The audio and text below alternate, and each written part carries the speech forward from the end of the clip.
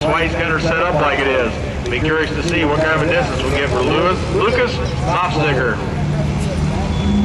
All right, over on the 8,500 pound side, Alan's going to drop. The sled operator's happy, but we've got him dropping.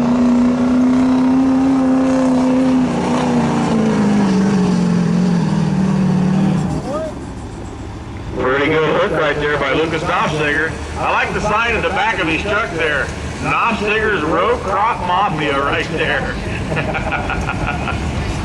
Over on the farm stock side, it's going to bring up Lee Gobrogi with his IH. He'll be backing up to the sled. Next we'll have Jeff Casey out of Signet, and Jerry Helsley will be in the hole.